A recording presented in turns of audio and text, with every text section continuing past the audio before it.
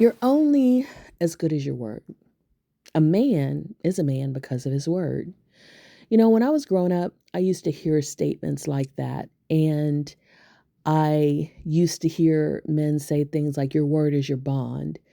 And even say statements like, I can't, as a man, trust another man who would cheat on the woman laying next to him if he's not faithful to her and she's supposed to be the closest one to him.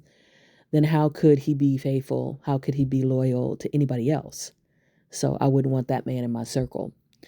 That's what I heard growing up.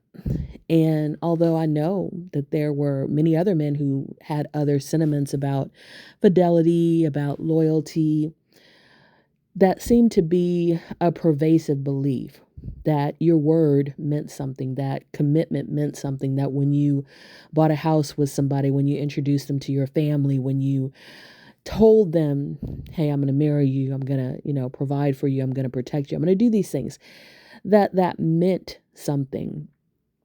But recently, there's been the breakup of Klay Thomas and Meg the Stallion. And what's been very interesting to me is something I've seen before is that there are a lot of men that are celebrating the fact that he cheated on her as if it's some kind of victory for men, as if, two things I think are going on. Number one, they think that if a woman has a past, she doesn't deserve good treatment.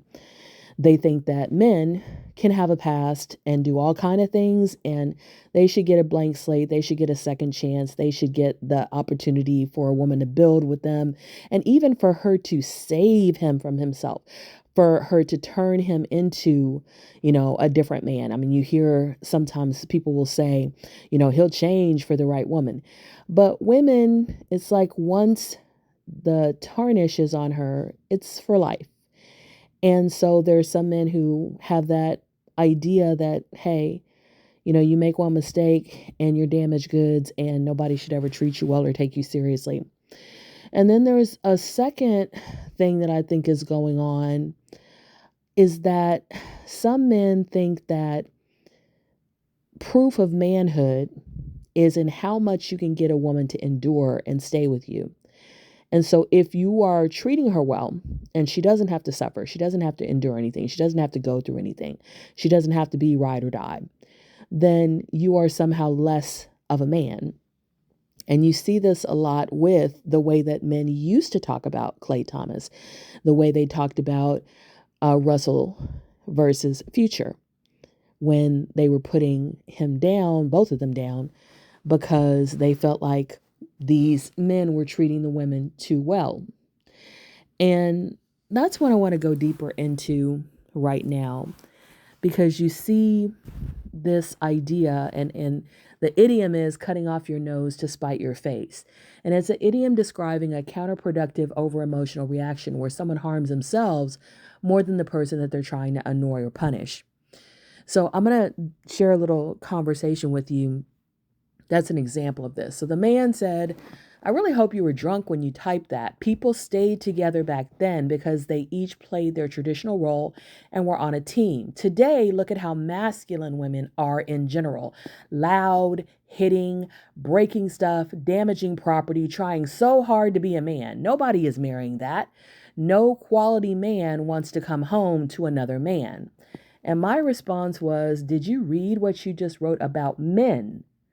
Do you realize in trying to insult women, you painted a horrible picture of men? So, in trying to insult Megan and Sierra and other women that this has happened to in the past, men are painting a horrible picture of men. They're painting a picture of men as only good when they think they're going to get something out of it, only good as a mask, only faithful as a mask, as fidelity is only because they are poor. And if they are rich, you shouldn't expect it from them because they have options. Now, truthfully, everybody has options, but the idea that a man is only as good or as faithful or as loyal as his options means he's not good, faithful, or loyal at all. because that means that at any moment he could switch up. And there's no dependability, no reliability, no trustworthiness in him. So, in trying to demonize, villainize, and condemn and condescend to women, they're basically saying that men have no character. Men have no discipline, no self control, no priorities or standards for their own behavior. And so they're basically attacking men more than women. And it just kind of makes me think, why is there such a hatred against women that men will attack other men and try to turn this attack into some kind of badge of honor? Being unfaithful is not a badge of honor. Having no self-discipline, no self-control, no standards, no self-worth, none of that is a badge of honor. Being a man of your word, having discipline, having self-control, following through on what you said, being honest, if you want to end a relationship, ending it, not cheating so somebody else will end it. All of those are badges of honor. Being a person who takes initiative and shows leadership, those are badges of honor. So it makes me wonder whether these men think that men aren't capable of these things or that they're too difficult for men to do. Because part of adulthood is doing the difficult things because you know it's the right thing to do. I'd love to hear your thoughts. And I'd also love to hear your thoughts on other posts that I put out. Please check out my podcast, Zenergy, Zennurgy. I also have 5 books on Amazon. I have 2 poetry prose memoirs, a children's book, an undated planner, and a guided journal. And you can also listen to the first 16 of the chapters from my memoir, Plenty of Guppies and Other Dating Misadventures, on my Zenergy podcast. Chapter 1 is episode 67. So may you walk in Zenergy. You're only as good as your word.